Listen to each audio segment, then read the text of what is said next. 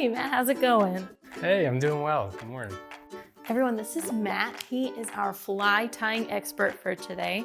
Matt, it sounds like a really exciting time to be a fly fisherman. I would love to see some examples of some ties and maybe actually do a little tying myself. Yeah, let's go do it. Cool, let's go. All right, Matt, I am seeing some really interesting stuff here, including this looks like some natural material used to make our ties. Is that right? Yeah, on this table, we've got a whole bunch of natural materials from all sorts of different animals, both birds and mammals. And each one of these items has special properties that we use for all sorts of different flies. A good example right in front of us is we have 2 chicken capes that come from specially bred chickens. Now, one is from a rooster, where one is from a hen.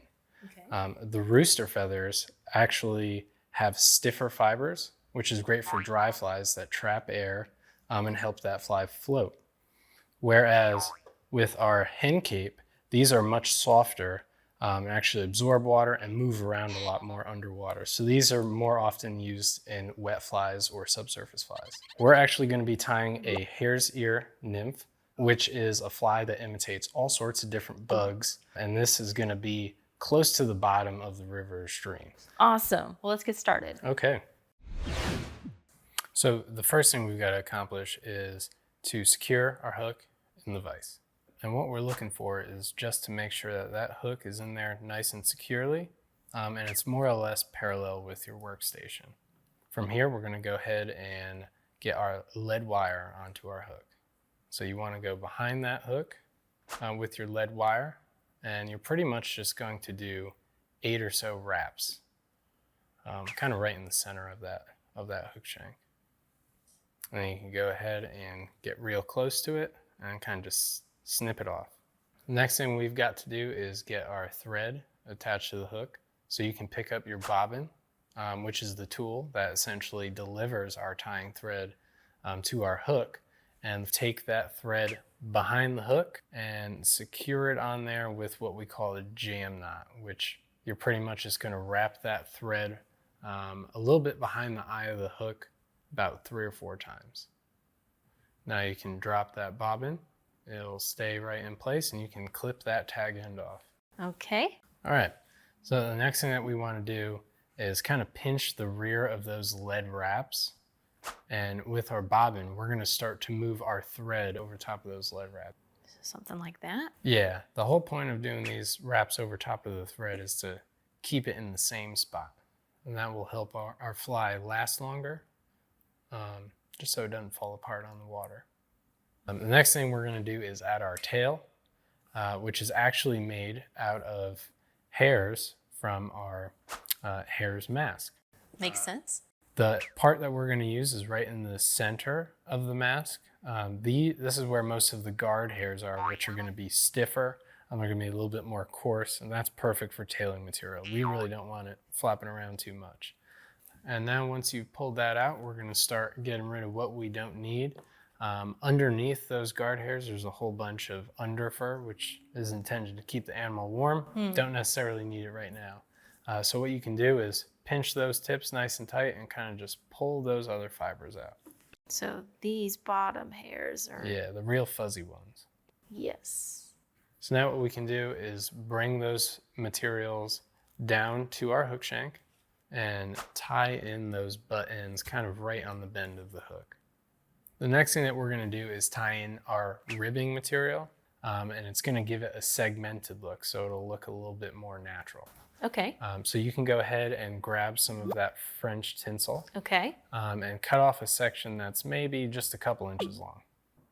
And you want to go ahead and tie that right behind where those lead wraps are. So the majority of it is going to be hanging behind the hook.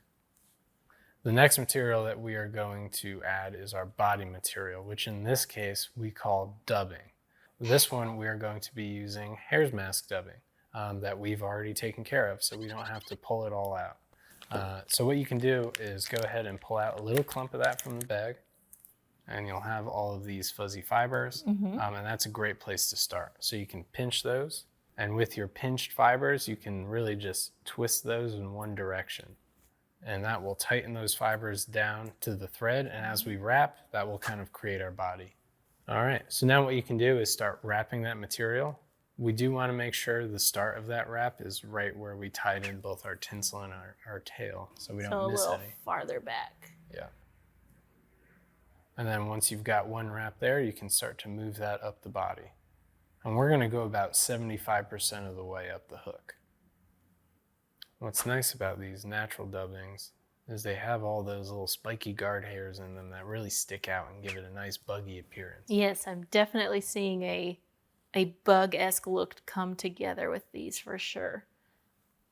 So the next thing that we can do is we're going to take that French tinsel that's kind of hanging off the back, and we're going to wrap this nice and evenly up the body of the fly.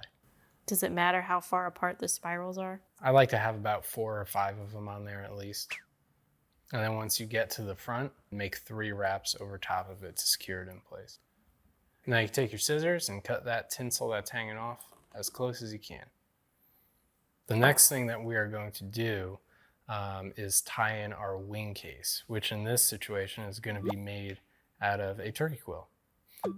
So what we're going to do, you can already see I cut some of this out. We're going to do the same thing with a small section right here.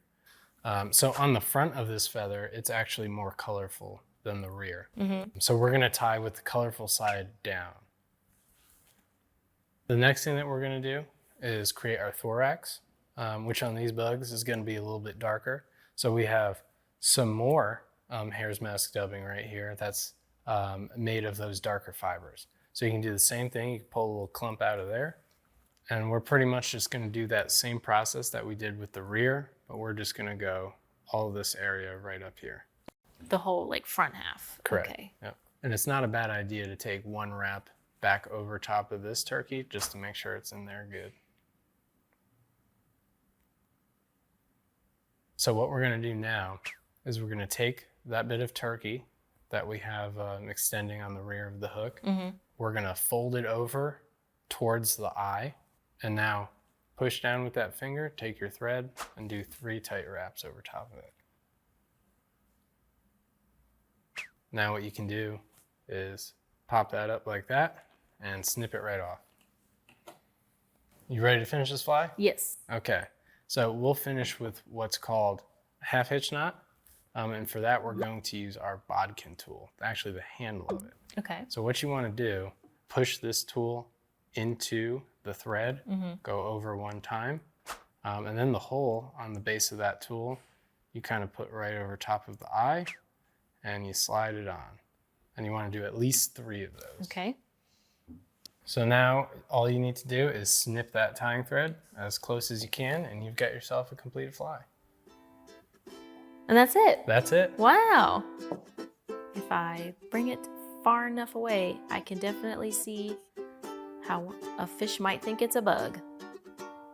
And we used hare fur and we used turkey feathers and then some metal wire. And that lead wire you said is going to help it sink down to the bottom. Yeah, so when you fish this, what you would do is you would cast it a little bit upstream. That lead is going to cause that fly to sink down to the bottom. And trout in a trout stream are normally facing upstream. The river tends to deliver them food, so they're waiting for something to drift right down into their mouth. So that's kind of how we're going to work this fly. Awesome, Matt. I'm so excited about this. And it looks like there's plenty more ties where that came from, right?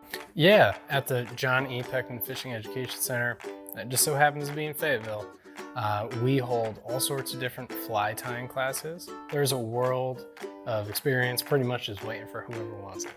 Yes, I cannot wait to come back and try all of those classes. But for now, I'll just say thank you so much for giving me the chance to tie my first fly, and I cannot wait to go out and fish with this. Oh, you're very welcome.